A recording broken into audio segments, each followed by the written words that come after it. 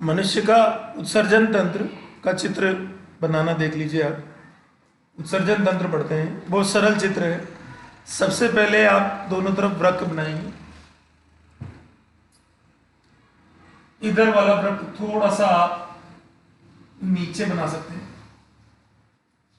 उधर वाला वृक्क थोड़ा सा ऊपर बना दें। दोनों एक सरीके बने।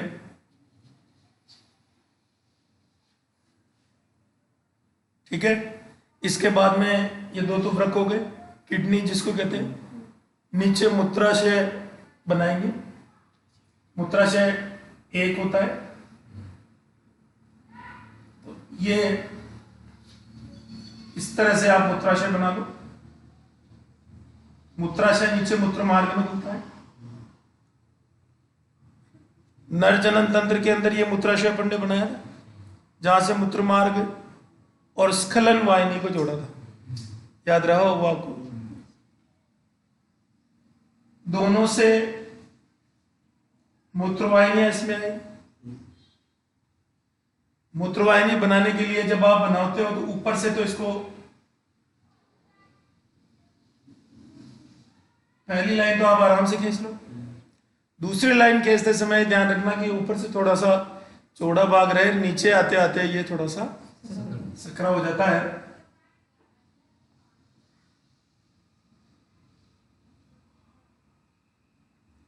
ठीक है। दाईं तरफ भी बनाएंगे और बाईं तरफ भी।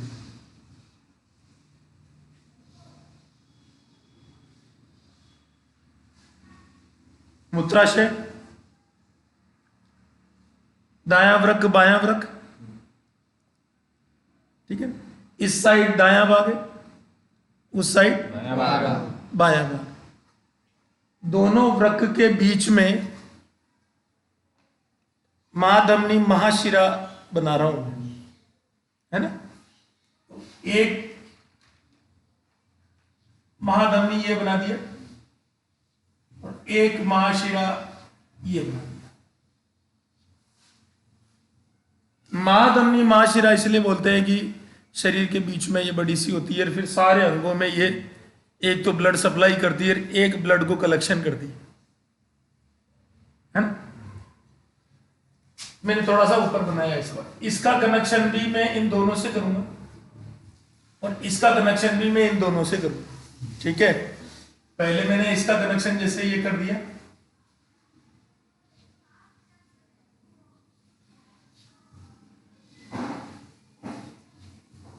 ठीक है। इसका कनेक्शन हो गया दोनों से। इसका कनेक्शन भी इन दोनों से कर दें।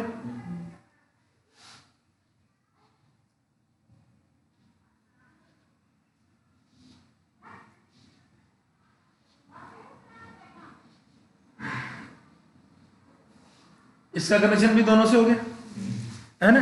एक को धमनी और एक को शिरा बोलोगे आप। अब चूंकि ये वृक्क में जा रही है, इसलिए वृक्क धमनी और वृक्क शिरा क्या नाम हो जाएगा? वृक्क धमनी और वृक्क शिरा। एक को आप वृक्क धमनी बोल दो और एक को आप वृक्क शिरा बोल दो। एक ब्लड लाएगी और एक ले जाएगी। ये नाम आप, एक को मैं इधर लिख रहा हूं वृक्क धमनी,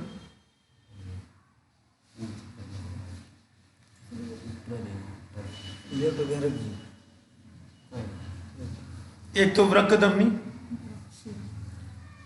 और एक को इसका नाम डाल देते हैं अपन वृक्क शिरा। ये अपन दोनों एक सही हो गई। इसको अपन नीचे वृक्क धमनी और वृक्क शिरा। वृक्क धमनी और वृक्क शिरा मेरे पास में आ रहे हैं।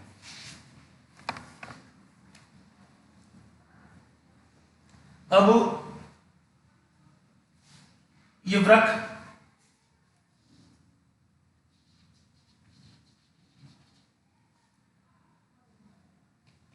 मूत्राशय,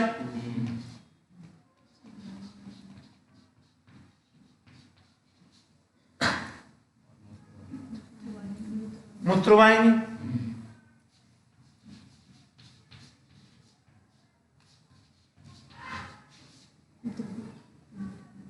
मूत्रवाहिनी, मूत्रमार्ग,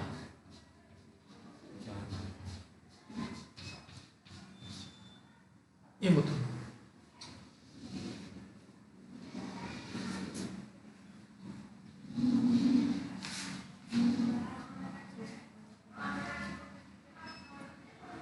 परीक्षा में चाहो तो इधर दोनों तरफ बॉडी की इस तरह से बाउंड्री बना देना, शरीर की बाउंड्री होती है वो बना देना। ये आपका उत्सर्जन तंत्र हो गया। ठीक है, वर्णन इसका सरल इसलिए है क्योंकि 4 भाग कुली। अब तक अपन ने जितने भी तंत्र पढ़े हैं उन सब में लगभग 7 पार्ट्स अपन ने पढ़े थे, इन सब का वर्णन किया था। इसमें 4 भाग कुल, 4 भाग में मैं सबके नंबर डाल रहा हूं।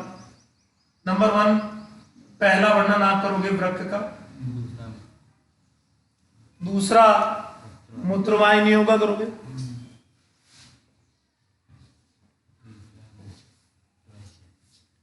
तीसरा मूत्राशय का, चौथा तीसरा मूत्राशय का हो जाएगा और चौथा मूत्रमार्ग। 3-3, 4-4 लाइन इन सब में लिखना है। ये बहुत सरल है क्योंकि इसमें से आधे से ज्यादा बिंदु तो ऐसे ही दिखाई दे रहे हैं। वर्णन करने का एक फॉर्मूला जो अपन काम में लेते हैं, आप एक तो कनेक्शन लिख दो ना, संख्या लिख देना, शेप लिख देना, साइज लिख देना, कार्य लिख देना। किसी भी अंग का वर्णन करना है और आपको बातें उपज नहीं रही है कि क्या लिखें, तो संख्या लिखो। 1 है, 2 है, 1 जोड़ी है, बहुत सारे हैं, कुछ तो पता लगेगा आपको। शेप का पता लगेगा, गोलाकार है, अंडाकार है, वृत्ताकार है, नली नुमा है, थैले नुमा है, ऐसे लिखते हैं। कार्य के बारे में पता लगेगा। अब जैसे ये मूत्रवाहिनी है तो मूत्रवाहिनी तो नाम से ही पता लग रहा नहीं, वृक्क से मूत्र को मूत्राशय में लाएगी, राइट? कार्य हो गया ना इसका, लिख देंगे कार्य। एक एक करके मैं आपको फटाफट इसको खत्म करता हूं। बहुत सरल टॉपिक है वृक्क के बारे में। देखिए, अच्छा, इस वृक्क का वर्णन मान लीजिए अपनी किताब के अंदर एक वृक्क की संरचना और दे रखी, उस वृक्क की संरचना को भी मैं आपको समझा देता हूं। आप वृक्क का अलग से चित्र बनाओगे। क्या करोगे? अलग से चित्र बनाएंगे। अलग से इसका चित्र बनाओगे और अलग से मैं एक चित्र बना देता हूं। जैसे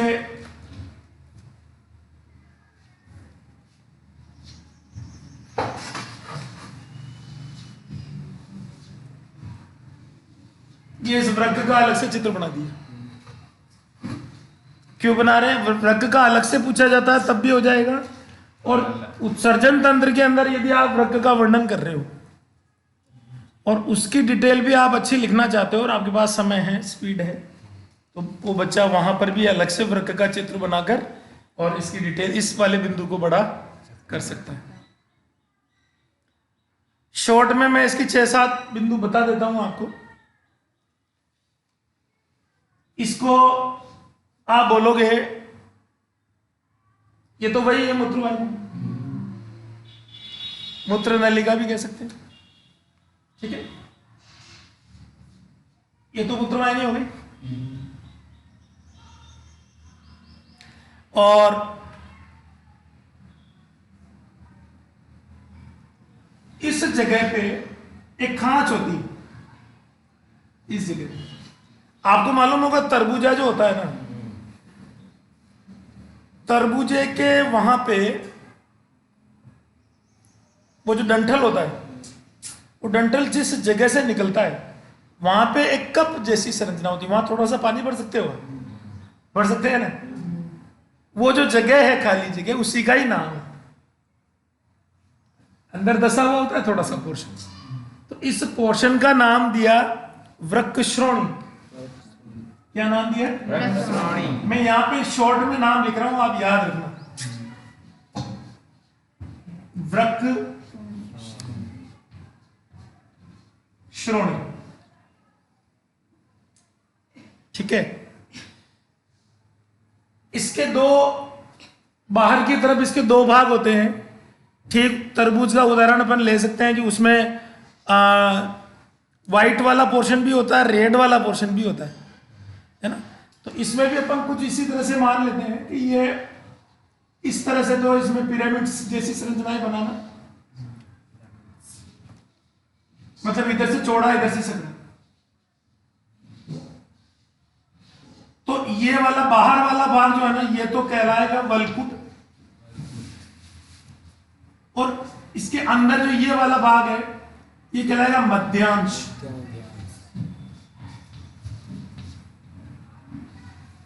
एक भाग तो कहलाएगा वल्कुट और एक भाग कहलाएगा मध्यांश। मध्यांश कहलाएगा।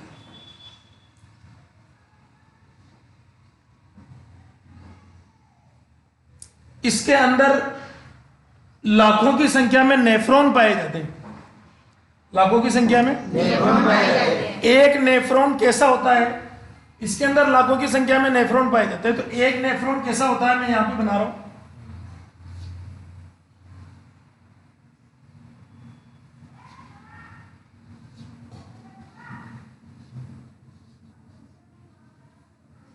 इसे बताया था आपको। यस।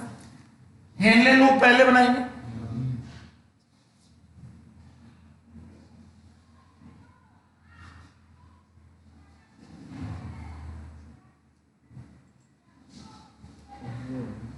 ये इधर संग्रह नलिका बना दे।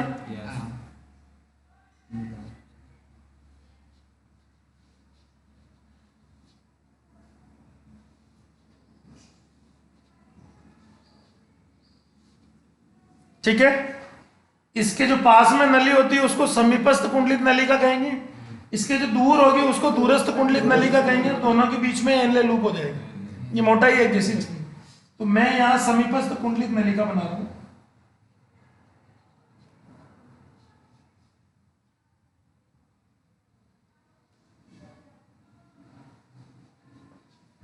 ये तो हो गई समीपस्थ कुंडलित नलिका। इधर दूरस्थ कुंडलित नलिका बनानी है।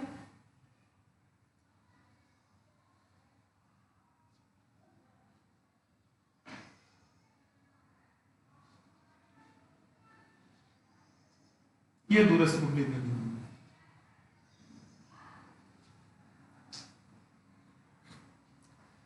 ये एक नेफ्रॉन है, यह नेफ्रॉन, इसके अंदर लाखों की संख्या में होते हैं। अब मैं एक नेफ्रॉन बनाता हूं यहां पे, इसमें वृक्क में एक नेफ्रॉन बना रहा हूं। तो एक नेफ्रॉन, ये तो मैंने बना दिया वो कप जैसी संरचना, ये वाली है ना, बोमन संपुट इसको कहेंगे। इसकी संरचना मैं अलग से बताऊंगा। और इसके अंदर ये हेनले लूप वगैरह ये सब इधर होते हैं, ये दूरस्थ कुंडलित नलिका और ये संग्रह नलिका। तो ये का यही पोर्शन इस जगह दिख रहा है ना आपको।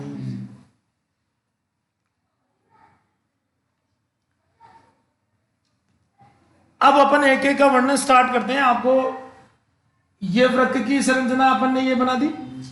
इस वृक्क के अंदर लाखों की संख्या में नेफ्रॉन होते हैं। एक नेफ्रॉन यहां पे बना दिया ताकि अपन इस वृक्क का वर्णन बहुत आराम से कर सकते। ये नेफ्रॉन होता है, ये नेफ्रॉन होता है। उत्सर्जन की इकाई इसको बोलते हैं।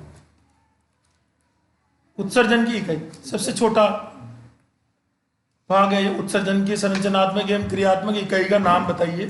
कभी कभी इस तरह का प्रश्न आ जाता है, तो आप उसके लिए जो है क्या बोलोगे? नेफ्रॉन बोलोगे। वृक्काणु इसको हिंदी में बोलते हैं। ये क्या चीजें हैं ये तो शायद पता होगा आपको। वृक्क, धमनी और वृक्क शिरा। वल्कुट हो गया, मध्यांश हो गया, वृक्क श्रोणी हो गया, नेफ्रॉन हो गया, मूत्र नलिका हो गया, ठीक है। अब इसके और एक और चीज बताऊं मैं आपको, ये जितने भी संग्रह नलिकाएं हैं वो एक चेंबर में आएगी, यहां पे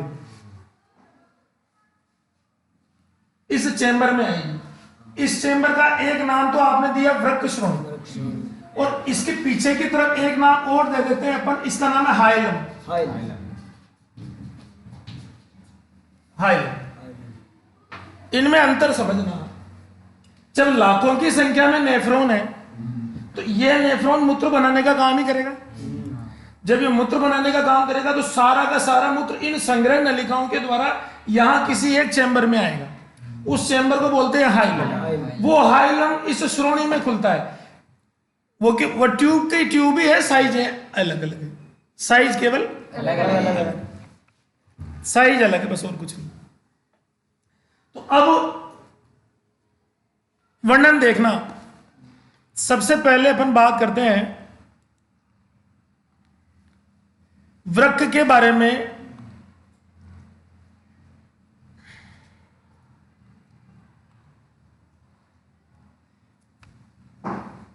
सेम के बीज के नुमा होता है, गहरा भूरा होता है, एक जोड़ी होता है, एक दाईं तरफ होता है, एक बाईं तरफ होता है, और इसका कार्य तरल अवशिष्ट पदार्थों को त्यागना है। क्योंकि ठोस अवशिष्ट पदार्थों को त्यागने का काम तो उधर पड़ा था ना अपन ने, पाचन तंत्र में। पाचन तंत्र में अपन ने ठोस अवशिष्ट पदार्थों का त्याग करना तो पढ़ लिया कि वो बड़ी आंत के अंदर जो है जल का अवशोषण हो जाता है, फिर वो जो अपशिष्ट पदार्थ बचता है जो मलाशय में इकट्ठा हो जाता है और फिर मलाशय से उसको त्याग दिया जाता है, तो वो ठोस अपशिष्ट पदार्थ या अर्ध ठोस अपशिष्ट पदार्थ हो गया। और तरल अवशिष्ट पदार्थ जिसको अपन मूत्र कहते हैं उसको त्यागने का सिस्टम अलग है, उत्सर्जन तंत्र उसको कहते हैं। मैं फिर से बोल रहा हूं, आप शब्द याद रखना। सेम के बीज के नुमा आकृति होती है, गहरे भूरे रंग का होता है, एक जोड़ी होते हैं, एक दायां होता है, एक बायां होता है, और कार्य इसका तरल अपशिष्ट पदार्थों का त्याग करना। ठीक है। जितनी भी मूत्र नलिकाएं होती है ना, ये जितनी भी मूत्र नलिकाएं होती है और रक्त वाहिनियां होती है, ये सब हाइलम से जुड़ी हुई होती है। किससे? हाइलम से। हाइलम से जुड़ी हुई होती है। हाइलम वृक्क श्रोणी से जुड़ा हुआ होता है, वृक्क श्रोणी मूत्र वाहिनी से जुड़ी हुई होती है, मूत्र वाहिनी मूत्राशय से जुड़ी होती है, मूत्राशय मूत्र मार्ग से जुड़ा होता है, मूत्र मार्ग का कनेक्शन बाहर होता है। ये रूट याद रखना, ये रूट आपने पाचन तंत्र में याद किया था, श्वसन तंत्र में याद किया था, और ये उत्सर्जन तंत्र का रूट है। रूट याद होगा तो आप डिटेल बनाने में आपको सुविधा होगी। मैं रूट फिर से बोल रहा हूं, सुनना। कहां से स्टार्ट किया था अपन ने? ये जितनी भी संग्रह नलिकाएं होती है, संग्रह नलिका होती नहीं है, ये सारी की सारी संग्रह नलिकाएं आप हाइलम में खुलना बता दो, कहां खुल जाएगी? हाइलम में। अब हाइलम किस में खुल रहा है? श्रोणी में। श्रोणी किस में खुल रही है? मूत्रवाहिनी किस में खुल रही है? मूत्राशय में। मूत्राशय किस में खुल रहा है? और मूत्र मार्ग कहां खुल रहा है?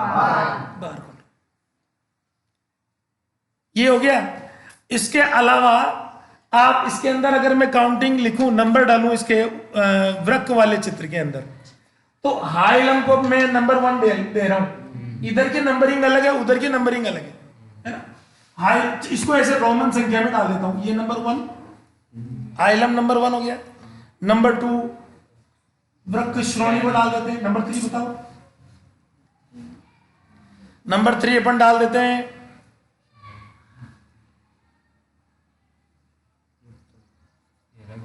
रक्त वाहिनियां। ये रक्त वाहिनियां ना, इसको अपन डाल देते हैं नंबर 3। 4 इसको अपन 4 डाल देते हैं।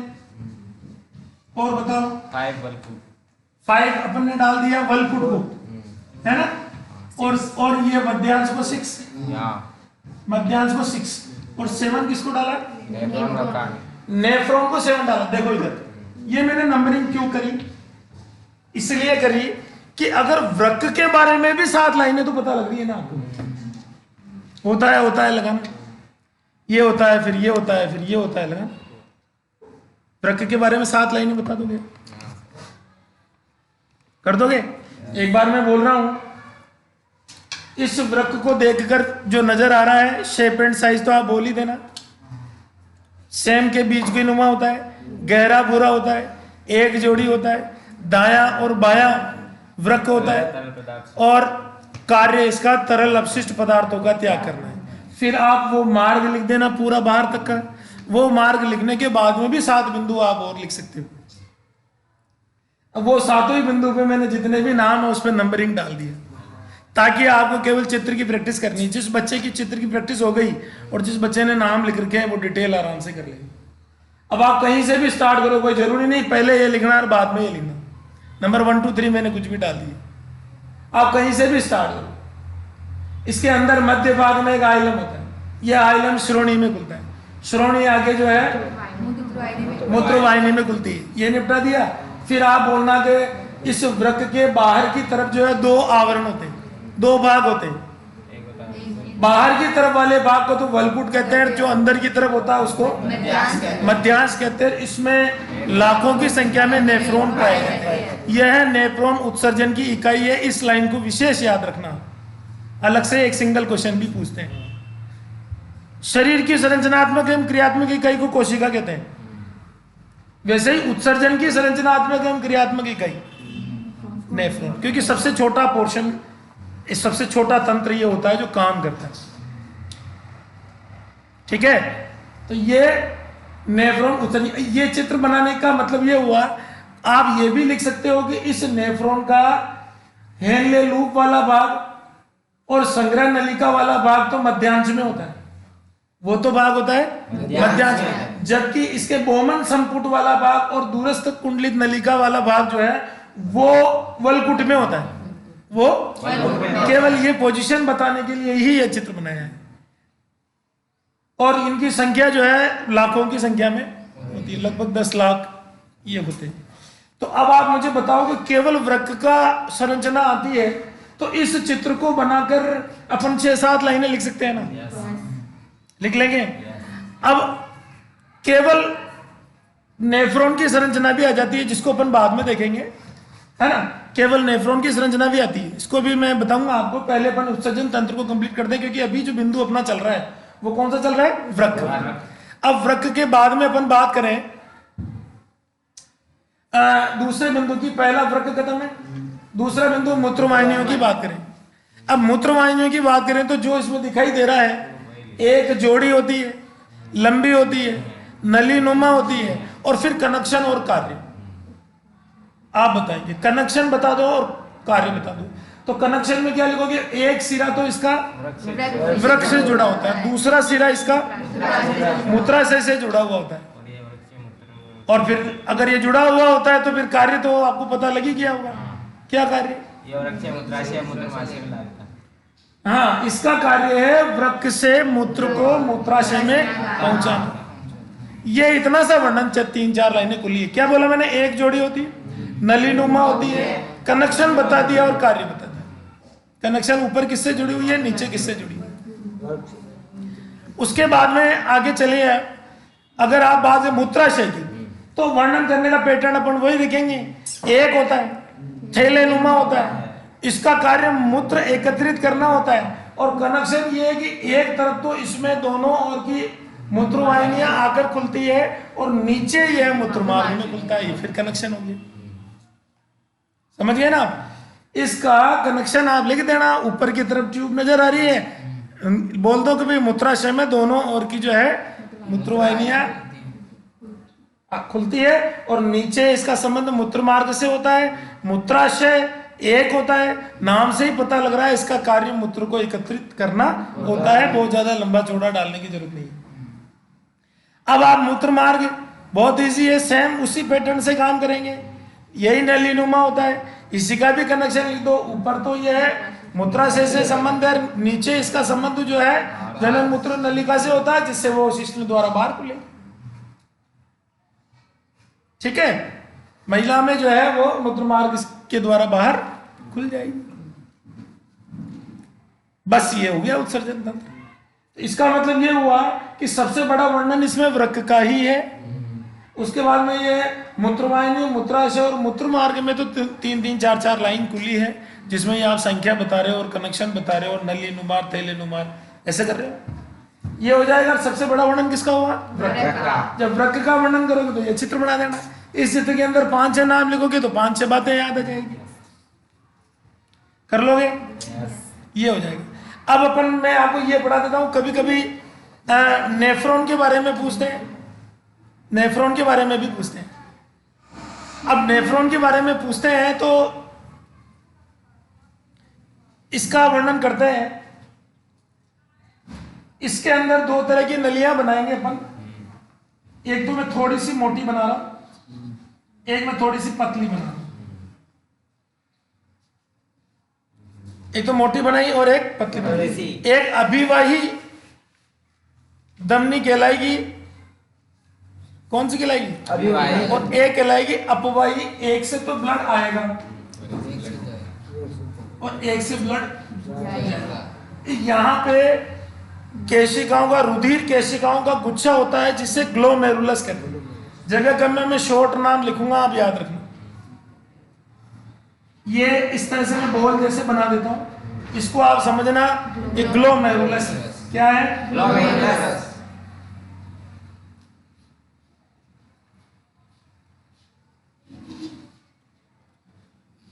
ये ग्लोमेरुलस।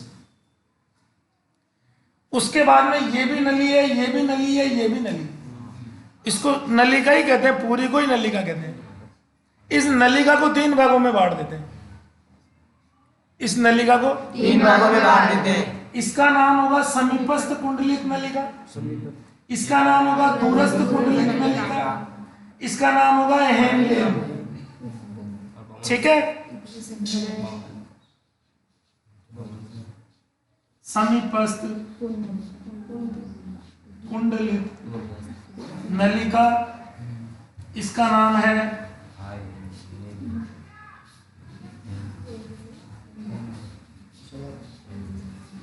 Henle loop. ये वैज्ञानिक का नाम, ये क्या है? वैज्ञानिक का नाम है। ये वैज्ञानिक का नाम है हेनले। और इसका नाम अपन दे देते हैं दूरस्थ कुंडलित नलिका, दूरस्थ कुंडलित नलिका। और ये है संग्रह नलिका।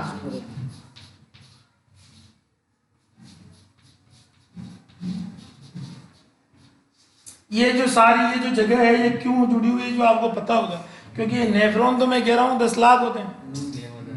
अब 10 लाख के आसपास होते तो दूसरे जुड़े हुए हैं यहाँ पे। संग्रह नलिका इसलिए बोलते हैं कि ये सभी जो ये मूत्र छानने की जो क्रिया होगी वो सब मूत्र इसके अंदर जाएगा, तो ये संग्रह करेगी। क्या करेगी? संग्रह करेगी। तो संग्रह नलिका है। ठीक है? और ये वाला भाग जो कप जैसा बना है, इसका नाम अपन देते हैं बोमन संपुट। ये बोमन संपुट इसका नाम दे दिया। अब देखना, इसके अंदर मैं आपको कुछ बिंदु बताता हूं जो आप याद रखना।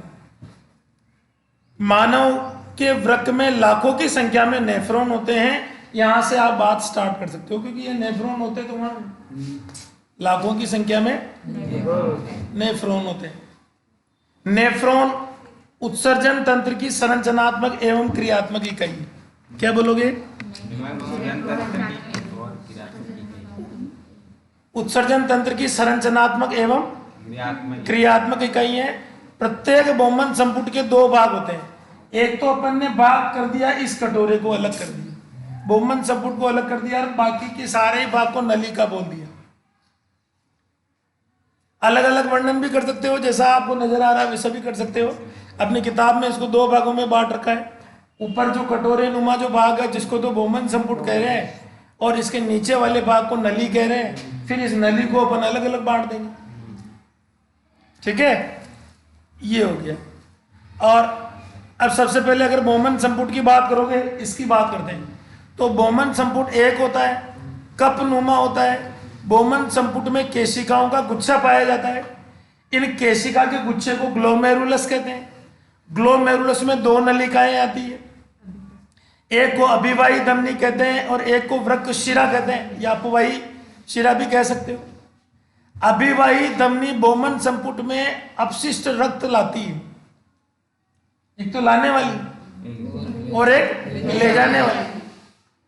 ये एक तो रक्त लाती है और एक रक्त ले जाती है।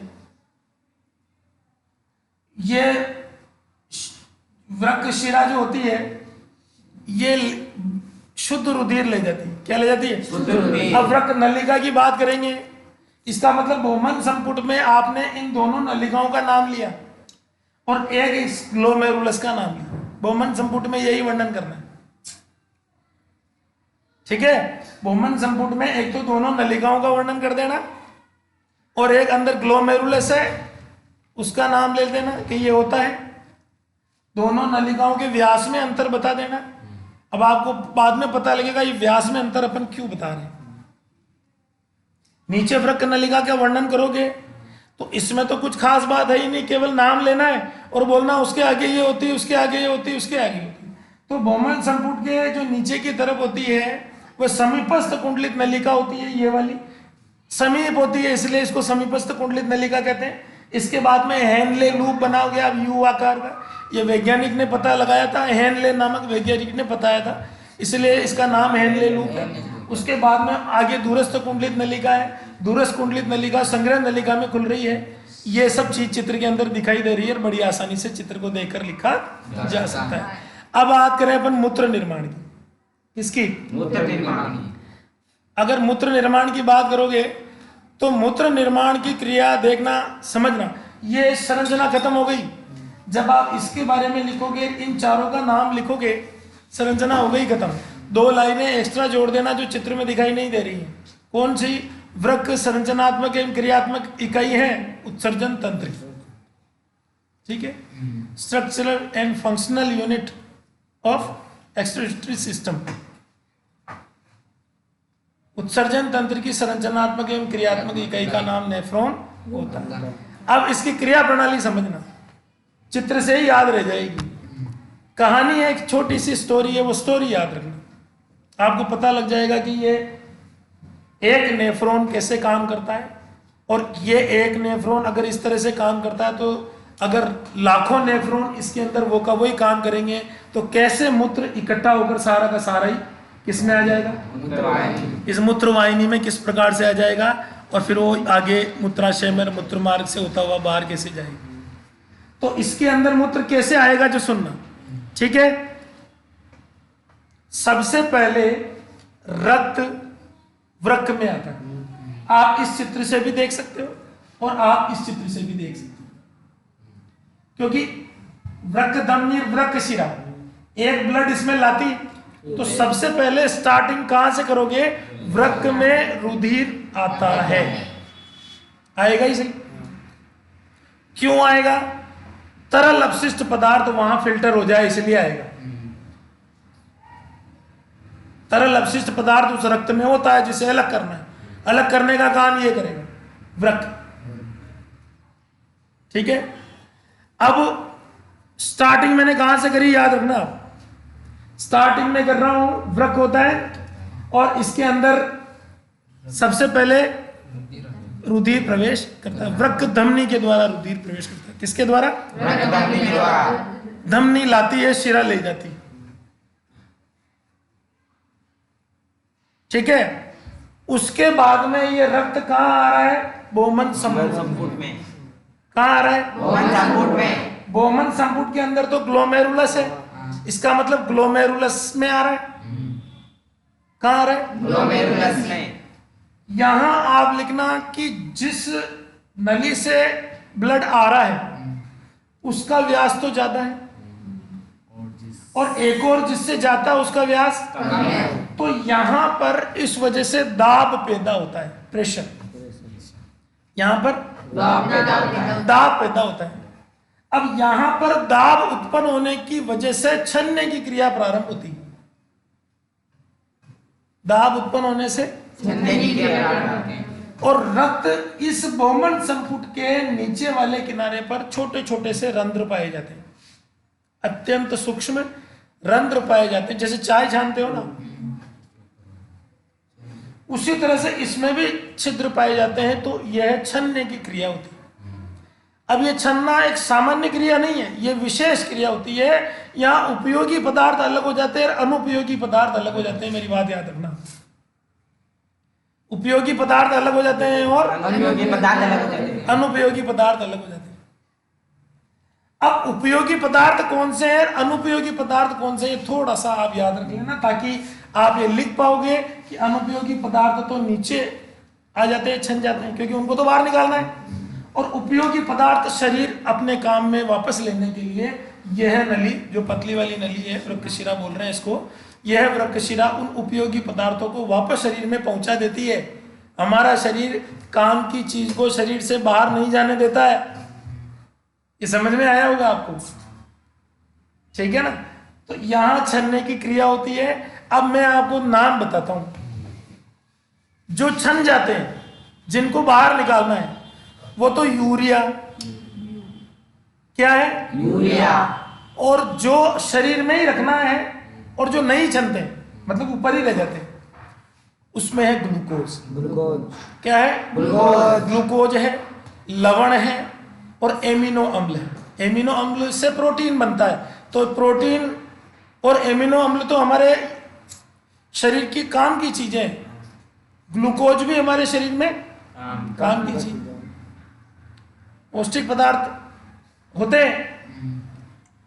इसलिए ये तो नहीं छनेंगे, और छनने के अंदर क्या आएगा, मुख्य रूप से यूरिया और अन्य अपशिष्ट पदार्थ इसके अंदर आ जाएंगे। तो ऑब्वियसली जो छन जाते हैं वो नीचे कहाँ जाएंगे, समीपस्थ कुंडली नलिका में। कहाँ जाएंगे, समीपस्थ कुंडली नलिका में। जो उपयोगी पदार्थ है उसका क्या हुआ, आप बताएं। वृक्कशिरा द्वारा शरीर में पहुंचा दिए जाते हैं, शरीर की कोशिकाओं में पहुंचा दिया जाता है। तो इसका भविष्य तो पता लग गया ना आपको। अब नीचे वाले का अपन देखते हैं। तो नीचे वाले में आपने कौन सा पदार्थ चलाया था, यूरिया एवं अन्य अवशिष्ट पदार्थ, और भी होते हैं, मुख्य रूप से यूरिया होता है। तो वो कहां पहुंच गया, वृक्क नलिका में। इस वृक्क नलिका की दीवार द्वारा उपयोगी पदार्थ का पुनः अवशोषण होता है। ये एक खास बात है। अब भी अगर गलती से भी इस छनने की प्रक्रिया में, यहां छना था, इस छनने की प्रक्रिया में यदि अब भी उपयोगी पदार्थ कुछ आ गए हैं, तो इसकी नली के अंदर और विशेषता पाई जाती है कि यह नली उन उपयोगी पदार्थों का पुनः अवशोषण करती है। इसको पुनरावशोषण कहते हैं। क्या कहते हैं, पुनरावशोषण कहते हैं। काम की चीज शरीर से बाहर नहीं जाने की व्यवस्था समझ में आ रही है आपको। यहां पर भी विशेष ध्यान रखा जाता है। तो फिर उपयोगी पदार्थों का इस नली के अंदर भी अवशोषण किया जाता है, और अनुपयोगी पदार्थ लास्ट में इसके अंदर यूरिया और अन्य अपशिष्ट पदार्थ बच जाते हैं। ये सारे के सारे अपशिष्ट पदार्थ कहाँ जाएंगे, ये पदार्थ कहाँ चले जाएंगे, संग्रह नलिका। संग्रह नलिका से कहाँ जाएंगे, हाइलम से कहाँ जाएंगे, वृक्क श्रोणी से कहाँ जाएंगे, और मूत्रवाहिनी से, मूत्राशय से, और मूत्र मार्ग से। ये मूत्र छनने की क्रिया विधि भी खत्म हो गई। क्रिया विधि एक ही यही है, केवल यहाँ आपको छनने की क्रिया और अवशोषण की क्रिया समझा देना, ठीक है। काम की चीज और बिना काम की चीज यहाँ पे बता देना, उपयोगी पदार्थ अनुपयोगी पदार्थ बता देना, ठीक है। उपयोगी और अनुपयोगी पदार्थ बता देना, और दोनों पदार्थ बताने के बाद में उपयोगी पदार्थ का तो शरीर में पहुंचना बता देना, और अनुपयोगी पदार्थ यूरिया और अन्य अपशिष्ट पदार्थ नली में ही रहते हैं, ठीक है। और ऐसे आगे से आगे, आगे से आगे, आगे से आगे यूरिया का पहुंच जाता है, और वो मूत्र मार्ग द्वारा चला जाता है। और एक और किताब के अंदर लिख रखा कि मूत्राशय में जब मूत्र इकट्ठा हो जाता है तो एक स्पंदन की क्रिया होती है इसके अंदर, जिसको मूत्रण प्रतिवर्त कहते हैं। क्या कहते हैं, हाँ। उससे मूत्र त्यागने की क्रिया प्रारंभ होती है। एक निश्चित मात्रा में मूत्र जब इकट्ठा हो जाता है तो फिर मूत्र त्यागने की क्रिया प्रारंभ होती है। और ये मुझे लग रहा है बहुत बढ़िया समझ में आ गया होगा। ठीक है, ओके।